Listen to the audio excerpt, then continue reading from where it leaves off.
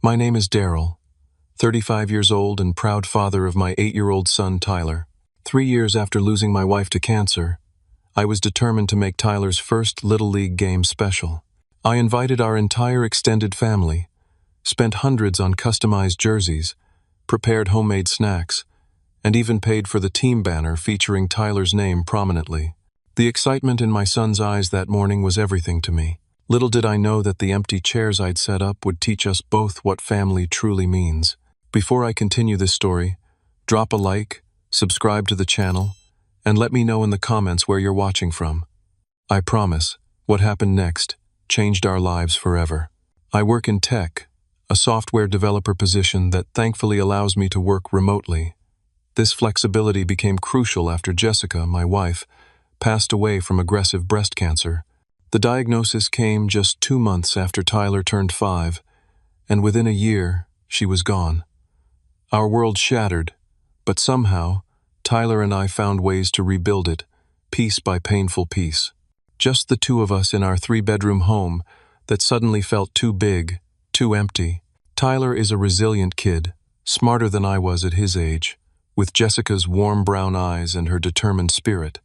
But losing a mother at such a young age leaves wounds that take years to heal. The first year after Jessica died, Tyler had nightmares almost every night. He would crawl into my bed, clutching the stuffed dinosaur his mom had given him, asking questions I wasn't prepared to answer. "When is Mommy coming back?" he would ask during those first months. "Does Mommy still love me even though she's in heaven? Why did she have to go away?" Each question was a knife to my heart. How do you explain death to a kindergartner? How do you help them understand something you can barely comprehend yourself? I did my best, but there were many nights when I waited until Tyler fell back asleep before quietly sobbing into my pillow. My extended family, my parents, Thomas and Linda, and my younger sister Amanda with her twin boys live within 30 minutes of us. I had always imagined they would be our support system during this unimaginable time. But the reality proved quite different. You see, in our family, I had always been the responsible one. Even before Jessica passed, I was the person everyone called when they needed financial help. My sister Amanda, 32, had never quite figured out how to live within her means. Despite marrying into money, her husband Brian works in investment banking. She constantly overspent and found herself in financial troubles. Amanda drives a new luxury SUV every 2 years. Her twin boys, Jackson and Logan, attend the most expensive private school in our county. She posts Instagram photos from spa weekends and designer shopping sprees while simultaneously texting me about being a little short on rent. "It's just until Brian's next bonus," she would say. "You know how tight things get sometimes." And somehow, I always sent the money. $3,000 for rent here, $2,000 for the boys' summer camp there. Even after Jessica got sick, even when our medical bills were piling up, I kept helping. My parents weren't much different. Dad had early retirement 5 years ago, and their planning hadn't been as thorough as they'd assumed. When they needed a new roof, I paid for it. When Mom needed dental surgery not covered by insurance, I wrote the check. They never asked how I was managing, they just assumed I would handle it. Their favoritism toward Amanda was always obvious, even when we were kids. She was the baby of the family, the free spirit who needed protection and support. I was the reliable one who would be fine no matter what. After Jessica died, they visited exactly twice during that first month. They were always so busy with Amanda's boys or their own social commitments. While Tyler and I were figuring out how to function as a grieving family of 2, I continued supporting everyone else. I paid Amanda's rent 6 times in the 3 years since Jessica's death. I covered private school tuition for the twins when Brian and Amanda were restructuring their finances. I helped my parents with medical bills, home repairs, and even a luxury cruise for their 40th anniversary. All told, I'd given my family over $175,000 in the 3 years since becoming a widower. Never once did anyone offer to help with Tyler. Never once did they suggest I might need support too.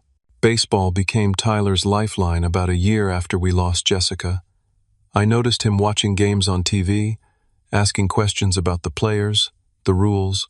One day, I found him in the backyard, throwing a tennis ball against the fence and trying to hit it with a plastic bat we had in the garage. "Daddy," he said with more enthusiasm than I'd seen in months. "Can you teach me how to play baseball like those guys on TV?" I'm no athlete, but for Tyler, I became one. We practiced every evening after I finished work. We watched tutorials online. I bought proper equipment, and we spent weekends at the local park's baseball diamond. Tyler's natural ability surprised me. He had coordination and focus beyond his years. When sign-ups for Little League came around, Tyler begged to join. The light in his eyes when I said yes, that was the moment I felt we might actually be okay someday. "Can we tell Grandma and Grandpa?" Tyler asked, bouncing on his toes. "And Aunt Amanda and the twins? They can all come watch me play."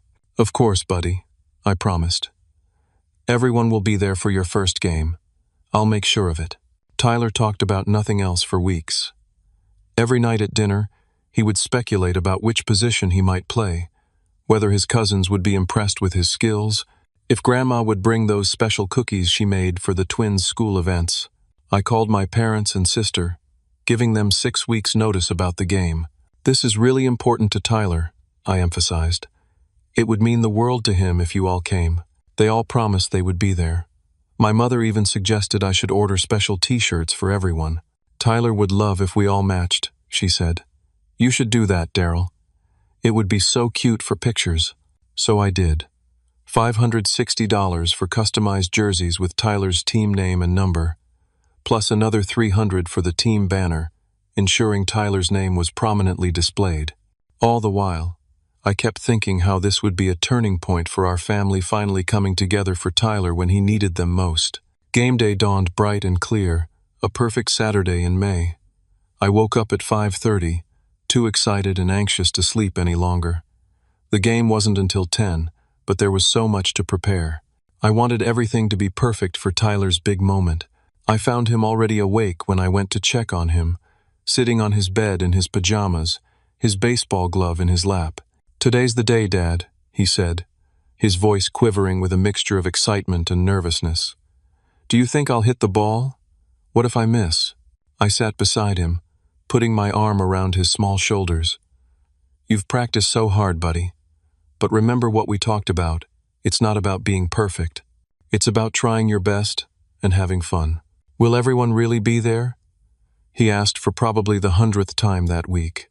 Grandma and Grandpa and Aunt Amanda and the twins, they promised they would be, I reassured him, ignoring the knot forming in my stomach. No one had confirmed in the last few days despite my reminder texts. After breakfast, Tyler insisted on going to the backyard for just a few more practice swings. I watched through the kitchen window as he meticulously set up his tee, adjusted his stance the way we'd practiced, and swung with focused determination. My heart swelled with pride and a touch of sadness. Jessica should have been here to see this.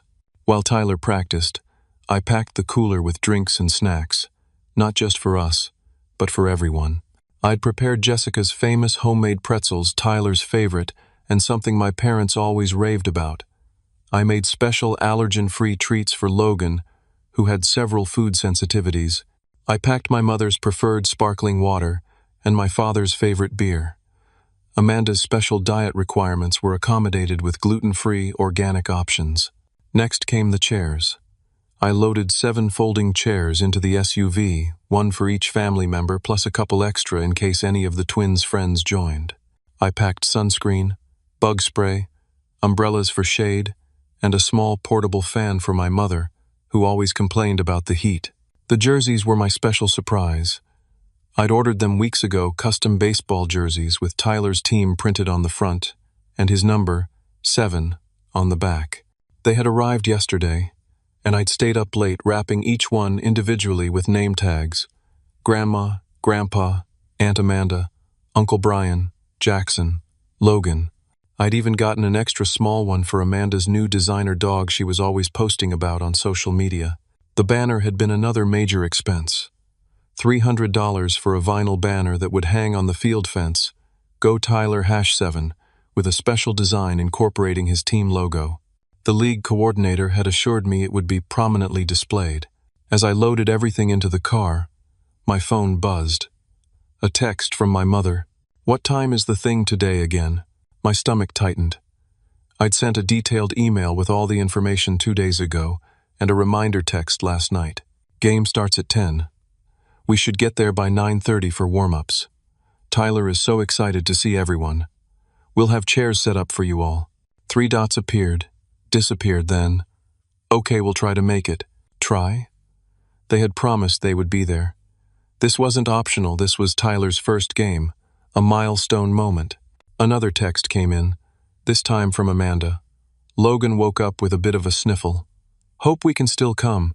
Save us seats just in case. I took a deep breath, pushed down the rising anxiety, and went back inside where Tyler was now in full uniform, practicing his batting stance in front of the hallway mirror.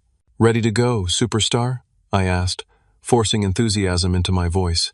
Ready, Tyler beamed, grabbing his baseball bag. Did Grandma text? Are they on their way? Everyone knows what time to be there, I answered carefully. They're looking forward to it. The drive to the baseball field was filled with Tyler's excited chatter. He talked about how his cousins would finally see him play, how his grandparents would be proud of him, how maybe this would become a family tradition. Do you think we could all go for ice cream after the game? He asked. Even if I don't hit any home runs? Absolutely, I promised. Today is special no matter what happens in the game. As we pulled into the parking lot, I checked my phone again. No new messages. The field was already bustling with other families setting up chairs, kids in uniforms running around, coaches organizing equipment. Let's set up our spot, I said, trying to sound upbeat. We want to make sure everyone has a good view of the field. Tyler helped me carry the chairs to a prime location along the third base line. We set them up in a row, and he insisted on putting the wrapped jerseys on each seat, like reserved signs. This one's for Grandma, he said, placing a package carefully on the first chair. And this one's for Grandpa, and Aunt Amanda, and Uncle Brian, and Jackson, and Logan. He stood back, admiring the row of empty chairs with their wrapped presents. It looks like a special VIP section, I told him, ruffling his hair. Because they are VIPs, Tyler said solemnly. They're our family. The coach called the team for warm-ups, and Tyler ran off with a backward glance and a wave. Tell them where to find us when they get here, okay, Dad? I will, buddy, I promised, my heart already beginning to sink as I checked the time. 9:45, and still no sign of anyone. 9:55 came and went. Other families had arrived in full force, grandparents, aunts, uncles, siblings, all cheering and taking photos as the kids warmed up. Tyler kept glancing over at our row of empty chairs while fielding ground balls. I sent another group text. Game starting in 5 minutes. We have seats saved for everyone. Tyler is warming up now and keeps looking for you all. No response from my parents. Amanda replied with, having an emergency with the twins' outfits. We'll try to make it for second half of game. Save those seats. The national anthem played. The players lined up. Tyler stood tall in his uniform, but I could see him scanning the crowd, his eyes returning again and again to those empty chairs with wrapped packages still sitting on them. The game began. Tyler was playing second base in the first inning, his position held with determination despite his obvious distraction. Every time another family arrived at the stands, his head would turn hopefully, only to drop again when it wasn't his grandparents or aunt. The opposing team was up to bat first. The first ball came right to Tyler, a perfect ground ball. He fielded it cleanly, but hesitated just a moment too long before throwing to first base. The runner was safe, and I could see Tyler's shoulders slump slightly. It's okay, Tyler. Great stop, I shouted, trying to be loud enough to compensate for the missing family voices. Between innings, he ran over to me. Are they on their way? He asked, his voice small. I'm sure they're trying to get here, I said, hating the uncertainty in my voice. Your grandma texted earlier asking about the time. Maybe they're just running late, Tyler reasoned, clearly trying to convince himself. The twins take a long time to get ready sometimes. That's probably it, bud, I agreed, though I didn't believe it. Now go show them what you can do when they arrive. Tyler nodded and ran back to his team, his determination visibly renewed. I checked my phone again. Nothing from my parents. A new text from Amanda, at the mall for emergency shopping trip with the boys. Traffic terrible. Save video of Tyler's hits for us. My blood began to boil, but I forced myself to stay calm. This was Tyler's day, and I wouldn't let my anger ruin it for him. The second inning began. Tyler was third up to bat. He practiced his swing in the on-deck circle, his eyes still darting to the entrance of the field between practice swings. When it was his turn, he stepped up to the plate, adjusted his helmet, and took his stance just as we'd practiced countless times in our backyard. The first pitch came in a perfect strike right down the middle. Tyler didn't swing. He was looking at the stands again. "Keep your eye on the ball, Tyler," I called out, fighting to keep my voice encouraging. The second pitch, another perfect one.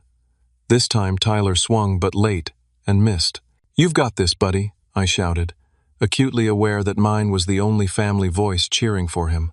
The third pitch came in, and Tyler connected, but weakly. The ball dribbled toward the pitcher, who easily fielded it and threw to first for the out. As Tyler jogged back to the dugout, his disappointment was palpable. The coach put an encouraging hand on his shoulder, but Tyler's eyes were on those empty chairs, the unwrapped jerseys still sitting where he had placed them. By the fourth inning, I could see other parents noticing our situation. A mother sitting nearby leaned over. "Are those seats saved for someone?" she asked kindly. "My family," I said stiffly. "They're supposed to be coming for my son's first game." She nodded sympathetically and didn't ask any further questions. The coach's wife, Sarah, came to sit beside me for an inning. "Tyler's doing great for his first game," she offered. "He's got real potential." "Thanks," I replied, grateful for the kindness but aware that Tyler's performance was suffering with each passing inning as he realized no one was coming. By the sixth inning, my phone had remained silent except for a brief text from Amanda with a photo of the twins trying on new soccer cleats at the sports store. The boys needed these for practice next week. "How's the game going?" I didn't respond. I couldn't trust myself to be civil. Tyler's team was losing 6-4. He had missed another ground ball, his mind clearly not on the game. When he came up to bat for the third time, the coach gave him a pep talk before he stepped up to the plate. Whatever the coach said seemed to work at least temporarily. Tyler connected solidly with the first pitch, sending a line drive into left field. The crowd cheered as he ran to first base, his first hit of the game. Standing on first base, Tyler immediately looked to the stands, his face lighting up with the achievement, and then falling as he saw the still empty chairs where his family should have been. My heart broke watching him try to maintain his composure, to focus on the game while processing that deep disappointment. No 8-year-old should have to be that strong. The game ended with Tyler's team losing 7-5. The kids lined up to high-five the opposing team, and parents gathered to congratulate both teams on a good game. The coach gathered everyone for a team meeting, praising their efforts and highlighting individual achievements, including Tyler's hit. "Great job on that line drive, Tyler," he said. "That was solid contact." Tyler nodded but didn't smile. The other kids were absorbed in the post-game snacks while parents took photos and offered congratulations. I approached Tyler with his water bottle. "You did awesome, buddy. That hit was fantastic." "Where are they?" he finally asked, his voice cracking. "Why didn't they come? Did I do something wrong?" "No, absolutely not," I said firmly, kneeling down to his level. "You did nothing wrong. They just couldn't make it today." "But it was my first game," Tyler whispered, fighting back tears. They promised. I had no good answer for him, no explanation that wouldn't hurt him more. The coach came over, sensing the situation. "Hey Tyler, would you mind helping me pack up the equipment? I could really use a responsible assistant." Tyler nodded, clearly grateful for the distraction and the chance to compose himself away from the other celebrating families. While Tyler helped the coach, I gathered our things, the cooler of untouched special snacks, the 7 empty chairs, and the wrapped jerseys that had sat unclaimed throughout the game. By the time we were ready to leave, Tyler had regained his composure, though the light had gone out of his eyes. The drive home was quiet, the celebratory ice cream forgotten. Finally, as we turned onto our street, Tyler asked the question I had been dreading. "Dad," he said in a small voice, "does our family not love us anymore? Is it because of what happened to Mom?" That question, "does our family not love us anymore?" hung in the air of our SUV like a physical thing, heavy and suffocating. How do you answer when your child asks if they're unloved? How do you explain selfishness and indifference to an 8-year-old who deserves so much better? Tyler, I began carefully, pulling into our driveway and turning off the engine. Our family loves us in their own way, but sometimes people get so caught up in their own lives that they forget what's important. Like my baseball game, Tyler said quietly. Like your baseball game, I agreed, my throat tight. And that's not okay. It's not fair to you. But I want you to know that it has nothing to do with you or anything you did. You are amazing, and anyone who doesn't see that is missing out. We went inside, and I suggested Tyler's favorite dinner, homemade pizza with extra cheese, hoping to salvage something of this important day. While the pizza dough was rising, Tyler sat at the kitchen counter, idly spinning his baseball on its axis. "Can we watch a movie tonight?" he asked, his voice small but determined to move forward. "Absolutely," I said. "You pick, whatever you want." We ate pizza and watched Tyler's favorite superhero movie, but I could tell his heart wasn't in it. He was quieter than usual, and he went to bed early, saying he was tired from the game. After tucking him in and making sure he was asleep, I finally allowed my controlled composure to crack. The anger I'd been suppressing all day surged through me like electricity. I paced the living room, hands clenched, thinking of Tyler's face as he repeatedly looked for his family in those empty seats. I pulled out my phone, intending to send some choice words to my sister and parents, but something stopped me. Instead, I opened social media, curious if there had been some actual emergency I wasn't aware of. What I found made my blood boil. Amanda had posted a series of Instagram stories throughout the day, starting at precisely 9:30 this morning, when we were setting up chairs for them at the baseball field. The first post showed her, my parents, and the twins entering an exclusive spa resort. Emergency self-care day. The boys needed some relaxation before their big soccer tournament next weekend. So grateful for Mom and Dad joining us for family bonding time. Number blessed. Number family first. Family first. The irony was staggering. More posts followed my mother getting a facial, my father in the resort restaurant, the twins splashing in the indoor pool, all timestamped during Tyler's baseball game. All smiling, relaxed, enjoying their day together. No emergency, no traffic, no last-minute complications. Just a deliberate choice to do something else, something more appealing than watching an 8-year-old play his first baseball game. I set my phone down, hands shaking. This wasn't a one-time lapse in judgment. This was the culmination of years of imbalance, years of taking without giving back, years of treating Tyler and me as afterthoughts. I walked to my home office and pulled out my financial records. With systematic precision, I began documenting every dollar I had given my family over the past 3 years. The totals were staggering. Amanda's rent, $36,000 over 6 instances. Twins' private school tuition, $42,000.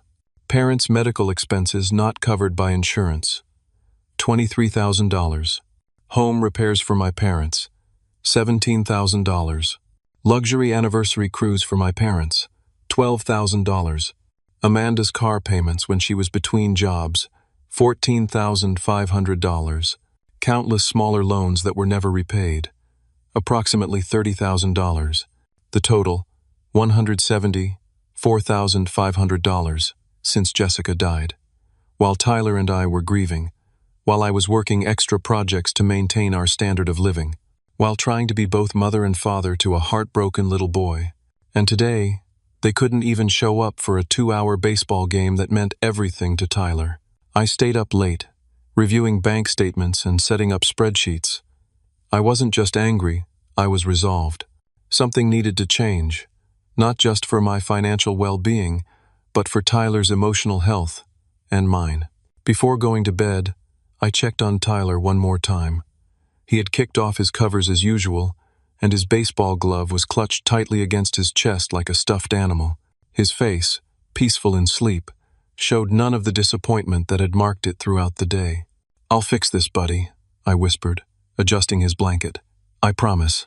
The week following the baseball game, Tyler and I fell back into our routine. School, work, homework, dinner. But I made special efforts to focus completely on him during our time together. We practiced baseball every evening in the backyard. We built a model rocket on Wednesday night. We started planning a camping trip for the following month. Not once did Tyler ask about his grandparents or aunt and cousins. Not once did he mention the absence at his game.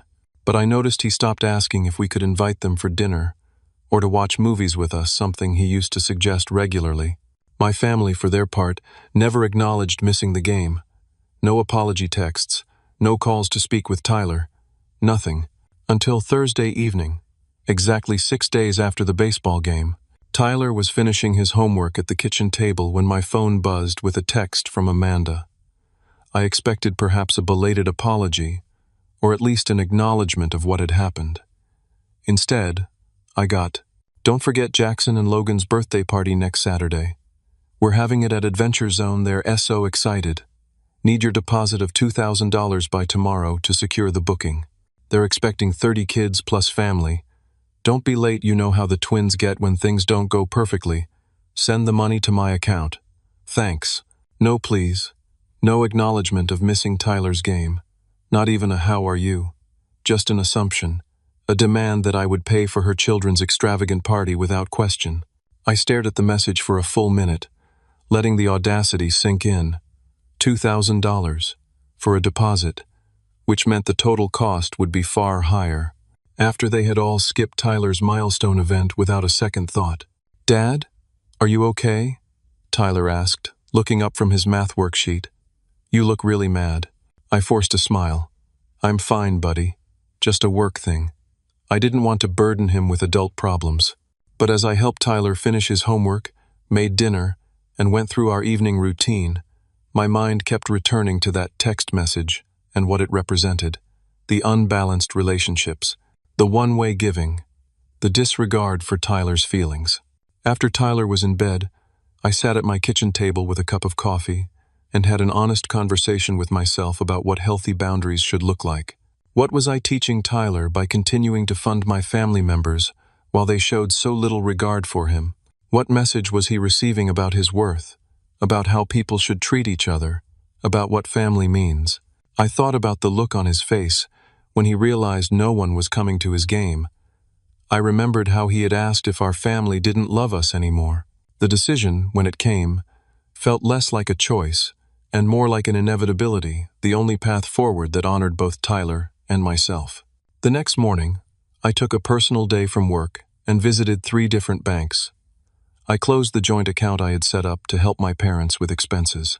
I canceled the automatic transfers to Amanda's account that had been paying portions of the twins' tuition. I removed myself as an authorized user on Amanda's credit card, which I had been subsidizing for years. Each transaction was accompanied by paperwork, signatures, final statements. By noon, I had completed the financial separation. No more open accounts, no more automatic payments, no more access to my resources. When I returned home, Amanda had sent 2 more texts. "Did you get my message about the deposit? Need it today." And an hour later, "Hello. The venue needs payment by 3, or they'll give our date away. The twins will be devastated." I didn't immediately respond. Instead, I made myself lunch and thought carefully about what to say. I didn't want to act from anger. I wanted my decision to come from a place of self-respect and reasonable boundaries.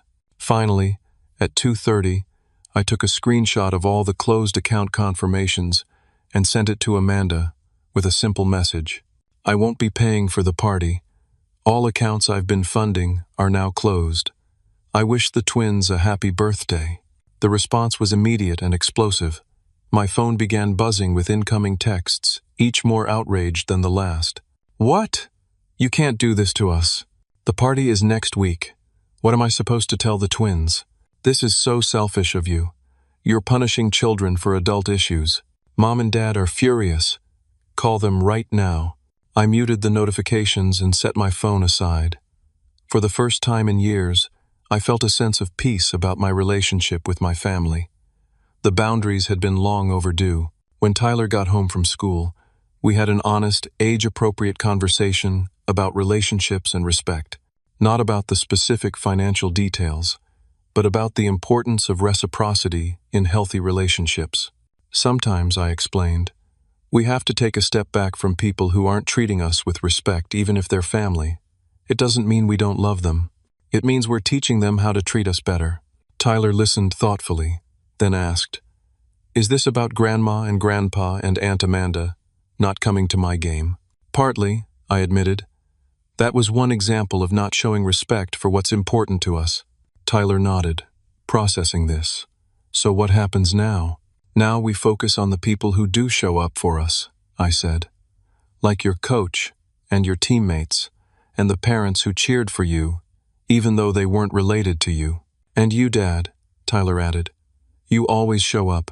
"Always," I promised, pulling him into a hug. "That's never going to change." That evening, we ordered takeout and played board games, my phone remaining off and tucked away in a drawer. Whatever storm was brewing in my family's group chats could wait until morning. The next morning, I woke up to 59 missed calls. 32 from Amanda, 21 from my mother, 6 from my father. Even Brian, Amanda's husband, who rarely communicated with me directly, had called twice. The voicemails ranged from crying, Amanda, to stern lecture, my father, to guilt-tripping, my mother. But it was my mother's final message, left at 11:23 the previous night, that caught my attention. "Daryl," she said, her voice trembling with what sounded like genuine emotion, "I don't understand what's happening. Amanda says you've cut us all off financially. She says you've closed all the accounts without warning. You're destroying this family, Daryl. Call me back immediately. We need to talk about what you're doing to all of us." What I was doing to them. Not what they had done to Tyler. Not what they had been doing to us for years. In her mind, I was the destroyer, not the one who had been taken advantage of. I texted my mother, "I'll come by at noon to talk. Just me, not Tyler." Her response was immediate. "We'll be waiting. Amanda and the boys are already here." Of course they were. A united front against the family traitor. I spent the morning with Tyler, taking him to his Saturday morning baseball practice. His coach, Mike, pulled me aside while the kids were warming up. "How's he doing after last weekend?" Mike asked, genuine concern in his voice. I could see he was pretty disappointed when his family didn't show. "He's resilient," I replied, grateful for his awareness. "But it hit him hard." Mike nodded. "Well, he's got a good arm and a lot of potential, and you're doing a great job with him. Not all these kids have dads who practice with them like you do." His simple acknowledgement brought an unexpected lump to my throat. "Thanks. That means a lot." After practice, I dropped Tyler at his friend Ethan's house for a playdate. I'd arranged it the previous day, knowing I might need space for the confrontation with my family. "Have fun with Ethan," I told him, helping him gather his backpack. "I'll pick you up at 3, and maybe we can get ice cream on the way home." "The ice cream we were supposed to get after my game?" Tyler asked innocently. "Exactly that ice cream," I confirmed, just a little delayed. Driving to my parents' house, I felt surprisingly calm. The decision had been made. The accounts were closed. All that remained was to explain my boundaries clearly and without anger. My parents' house was a sprawling ranch-style home in an upscale neighborhood, a home I had helped maintain with numerous financial contributions over the years. My mother's garden, which she showcased in her local garden club, had been landscaped with funds I provided as a gift 3 years ago. The new roof, the updated kitchen, the sunroom addition, all subsidized by me. As expected, every family member was present when I arrived. My mother opened the door, her expression a practiced mixture of concern and disappointment. My father sat in his recliner, maintaining what he thought was a dignified silence. Amanda paced the living room, the twins playing games on tablets in the corner, oblivious to the family drama. "Daryl," my mother began as soon as I sat down, "we need to understand what's going on. Amanda tells us you've closed all the accounts without any warning. That's not like you." "It's not without warning," I corrected calmly. "It's without your permission. There's a difference." Amanda stopped pacing long enough to glare at me. "The venue canceled our reservation this morning.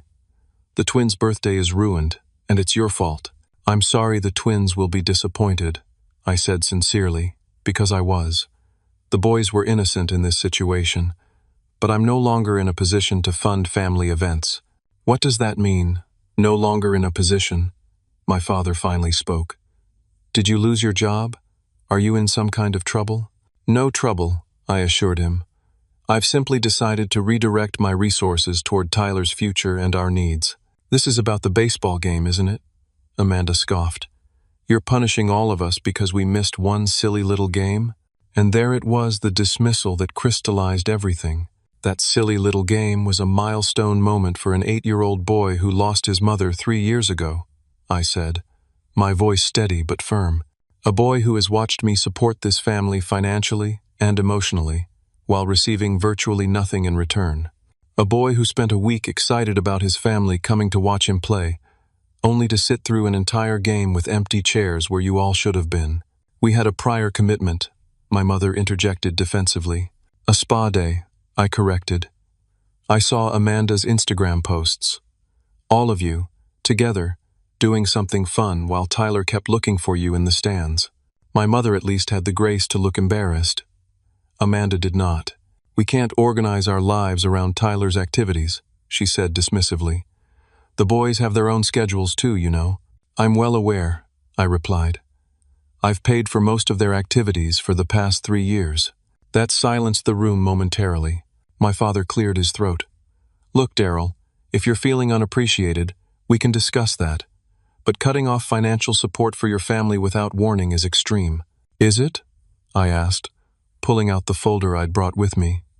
I've documented every dollar I've given this family since Jessica died. The total is $174,500. That doesn't include gifts, dinners I've paid for, or smaller expenses I didn't record. I laid out the spreadsheets on the coffee table. No one moved to look at them. During that same period, I continued, not one of you has offered to help with Tyler. Not one of you has suggested I might need support too. Not one of you has acknowledged that I was grieving while taking care of a grieving child. That's not fair, my mother protested weakly. We've always been there for you. When? I challenged. Name one time in the past 3 years when you've put Tyler's needs or mine ahead of your own convenience. The silence was deafening. I'm not angry, I said, and I realized it was true. I'm just done. Done being the family ATM. Done watching Tyler get his hopes up only to be disappointed. Done with the one-way relationship. So what now? Amanda demanded. You're just cutting us off completely? Over one missed baseball game? Not over one game, I clarified. Over 3 years of imbalance. And I'm not cutting you off as family, I'm establishing financial boundaries. There's a difference. The boy's birthday party is next weekend, Amanda cried, tears starting. What am I supposed to do? What most parents do, I suggested. Have a party you can afford. My father stood up, his face flushed with anger.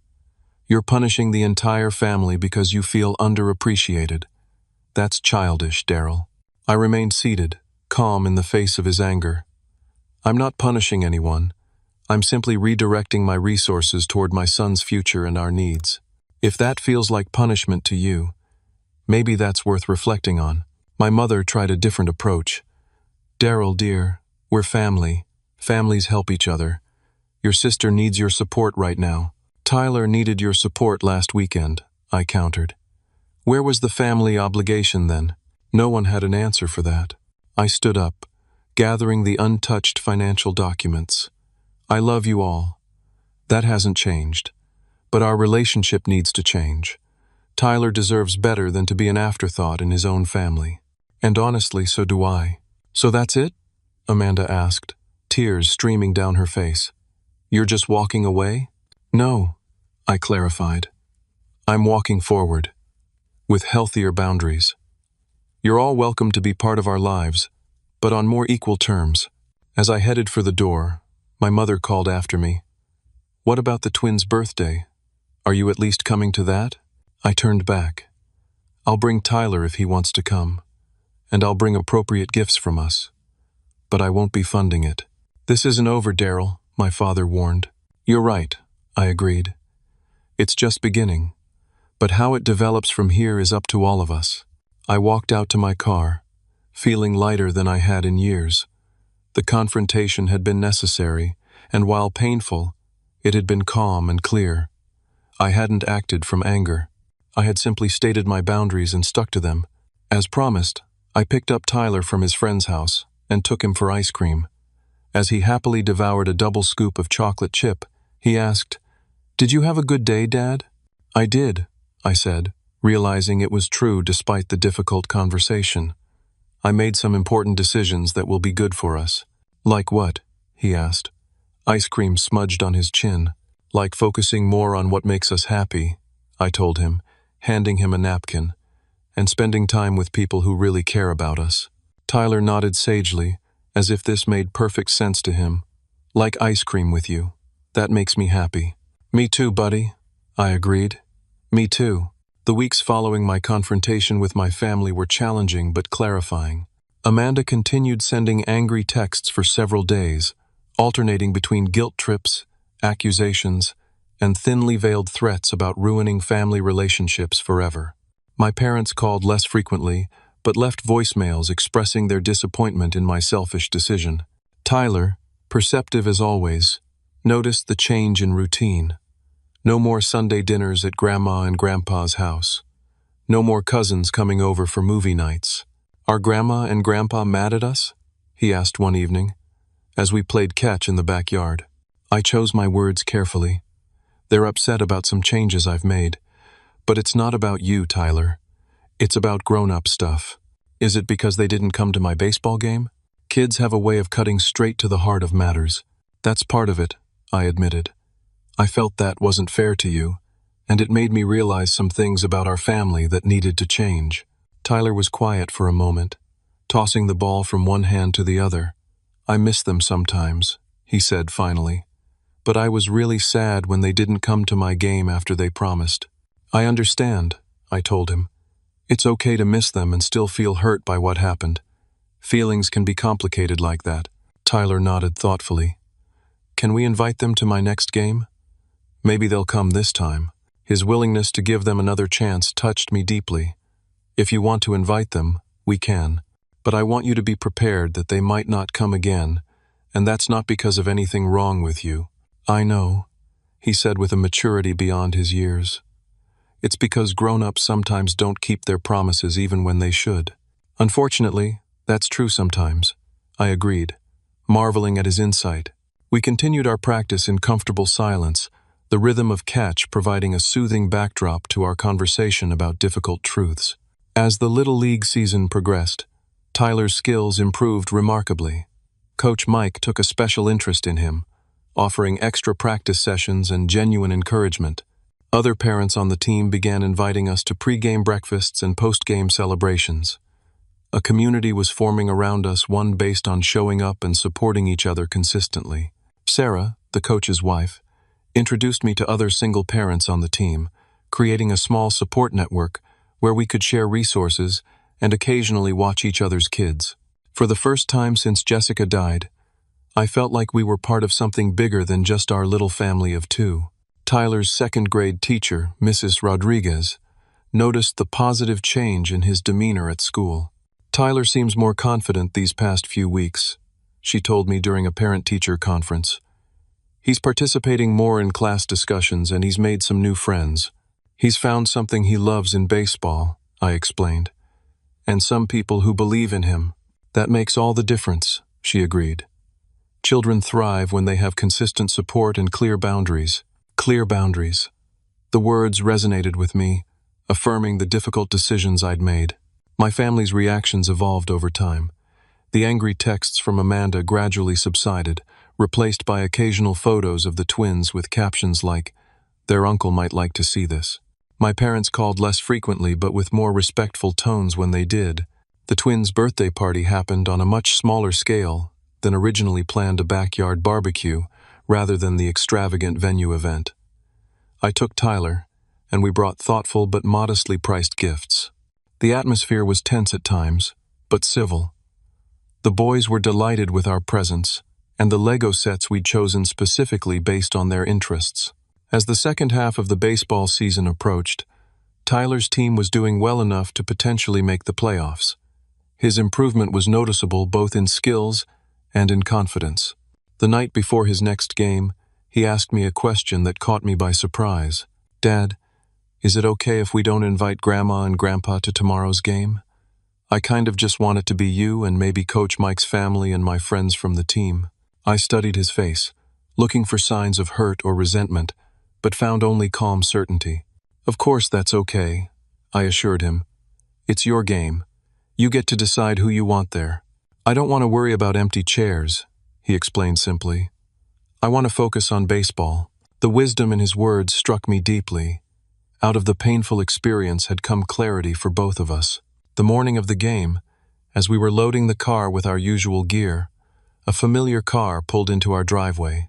My Uncle Frank, my father's older brother who had largely distanced himself from the family years ago after some disagreement I never fully understood, stepped out. "Uncle Frank?" I said in surprise. I hadn't seen him in at least 5 years. "What brings you here?" Uncle Frank, now in his 70s with a full white beard and kind eyes, approached with a slight smile. "Got a call from your father yesterday," he explained. "First time in years. He mentioned something about his grandson having a baseball game today, and how he wasn't welcome there because of some family tension. Wanted to know if I thought he should just show up anyway." I stiffened. "And what did you tell him?" "Told him to respect boundaries for once in his life," Frank chuckled. "But it got me thinking. I've missed out on knowing my great-nephew here. Thought maybe, if it's okay with you both, I might come watch this young man play some baseball today." Tyler, who had been standing slightly behind me, stepped forward with curiosity. "You're my great-uncle?" Frank nodded. "Sure am. And from what I hear, you've got quite an arm on you." Tyler beamed. "I play second base, and sometimes I pitch." "Well now, that's impressive," Frank said with genuine interest. "I played some ball in my day too. Nothing serious, just local leagues, but I loved the game." I watched this interaction with amazement. Uncle Frank had always been the family outsider, the one who caused problems according to my parents. Now I wondered if perhaps he had simply established boundaries they refused to respect, just as I was doing. "We'd love to have you at the game," I told him. "If you don't mind folding chairs and concession stand hot dogs." "Sounds perfect to me," Frank replied. That game was Tyler's best yet.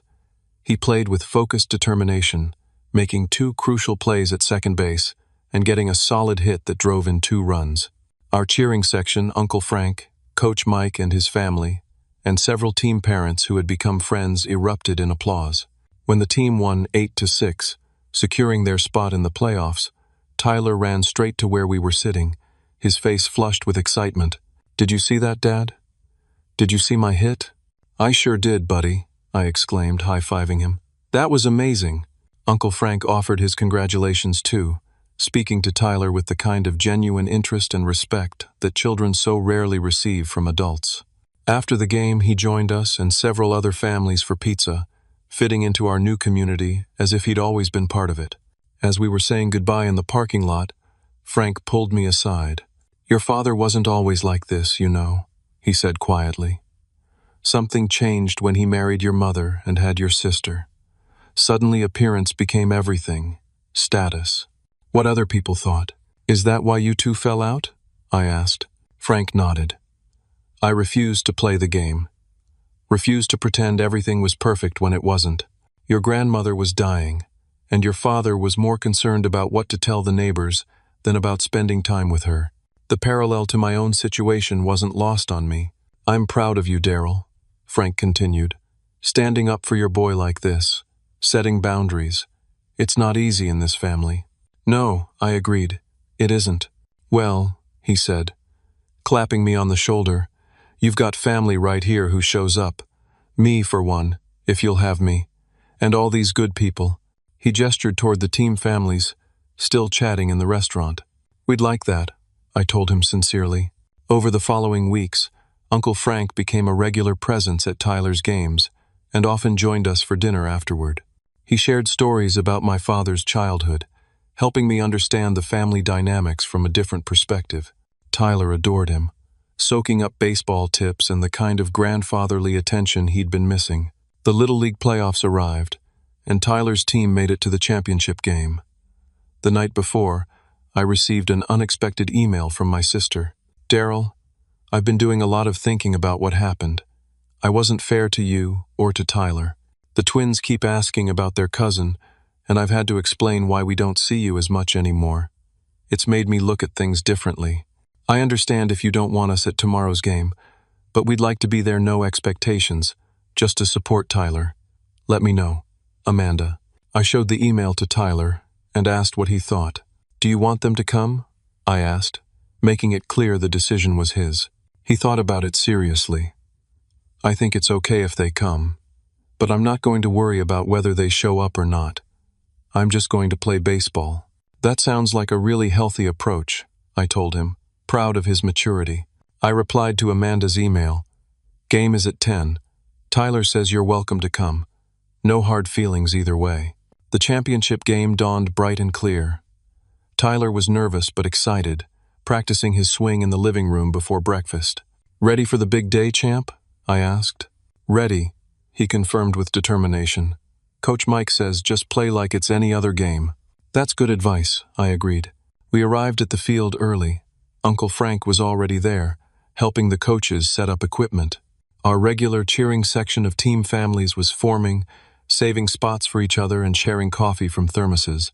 As game time approached, I noticed Amanda's SUV pulling into the parking lot.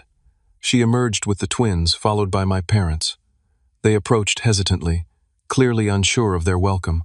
Tyler spotted them and waved, but then immediately turned his attention back to his warm-up drills, perfectly demonstrating his new priority: baseball first, family drama distant second. Amanda approached me first. "Thanks for letting us come," she said quietly. "Tyler made the decision," I told her honestly. "He's learning to set his own boundaries." She nodded, accepting this without argument, a first in our relationship. My parents were more reserved, offering awkward greetings before finding seats somewhat separated from our main group. Uncle Frank acknowledged them with a polite nod, but made no move to join them. The game was intense and close. Tyler played with focused determination, making a spectacular diving catch in the fourth inning that had everyone on their feet cheering, including my parents and sister. When the final out was recorded, Tyler's team had won by a single run. The players erupted in celebration, piling onto the field in a mass of excited young energy. Parents rushed to congratulate them, snapping photos and offering high fives. I hung back slightly, wanting Tyler to have his moment with his teammates. To my surprise, Amanda approached, the twins in tow. "Tyler was amazing," she said sincerely. "We've really missed a lot, haven't we?" "You have," I agreed, not unkindly. "But today was a good start." The twins congratulated their cousin enthusiastically when he finally made his way to us, proudly wearing his championship medal. "That catch was a Wesem," Jackson exclaimed. "Yeah, you were like a professional player," Logan added. Tyler beamed at their praise, accepting it with the grace of someone who no longer desperately needed their approval, but could still appreciate it. My parents approached more cautiously, offering their congratulations to Tyler, who accepted them with a polite "thank you" before running off to join his teammates for the trophy presentation. "He's really good," my father said, watching Tyler go. "I had no idea." "There's a lot you've missed," I replied simply. My mother touched my arm tentatively. "We'd like to try to fix things, Daryl, if you're willing." I considered this. "I'm open to rebuilding our relationship," I said carefully. "But it needs to be different than before, more balanced, more respectful of boundaries, and more focused on Tyler's needs." She nodded, tears in her eyes. "We understand that now. It took losing you both to realize what we had." "We're not lost," I corrected gently. "We've just found our own path. You're welcome to join us on it, but we're not turning back." The post-game celebration extended to a nearby park with a picnic area. Uncle Frank had arranged for food to be delivered his treat. He insisted, and our extended community of team families gathered to celebrate. My family integrated somewhat awkwardly at first, but the twins' excitement and the general festive atmosphere helped ease the tension. Tyler moved confidently among his teammates and friends, occasionally checking in with me but clearly comfortable in this supportive environment. As the celebration wound down, Tyler and I walked to our car, tired but happy. He was clutching his trophy and medal, his uniform streaked with dirt from his diving catch. "Dad," he said as we reached the car, "today was perfect." "It really was, buddy," I agreed, ruffling his hair. "And you know what?" he continued thoughtfully. "I'm glad Grandma and Grandpa and Aunt Amanda came, but I would have been okay if they didn't. That's called inner strength," I told him. "Being happy when good things happen, but not depending on them to be okay." Tyler nodded, processing this. Like how we practice baseball even when it's just us, and how we found new friends at Little League when our other family wasn't there. Exactly like that, I confirmed. As we drove home, Tyler dozed in the passenger seat, trophy clutched to his chest, baseball cap pulled low over his eyes. I glanced at him and felt a surge of pride and love so intense it brought tears to my eyes. We had weathered a painful betrayal and emerged stronger. We had established healthy boundaries and built a supportive community. We had learned what family truly means, not just blood relations, but the people who show up consistently, who respect your worth, who celebrate your victories, and comfort you in defeat. The road ahead with my parents and sister wouldn't be easy. Trust, once broken, takes time to rebuild. But today had been a start, a tentative first step toward a new kind of relationship based on mutual respect rather than financial dependency. More importantly, Tyler had learned valuable lessons about self-worth and resilience that would serve him throughout his life. He had discovered that disappointment, while painful, need not define him, that his value wasn't determined by who showed up in the stands, but by the strength he found within himself and the genuine connections he built with others who truly cared. As I pulled into our driveway, I gently woke Tyler. "We're home, champ." He blinked sleepily, clutching his trophy. "Best day ever, Dad. One of many to come, I promised." Have you ever had to establish difficult boundaries with family members for your child's well-being? How did you handle explaining complex family dynamics to your kids? I'd love to hear your experiences in the comments. Please like this video if Tyler's story resonated with you. Subscribe for more real-life parenting journeys, and share with someone who might need to hear this message about setting healthy boundaries. Thank you for being part of this supportive community. Remember, sometimes the family we choose is as important as the family we're born into.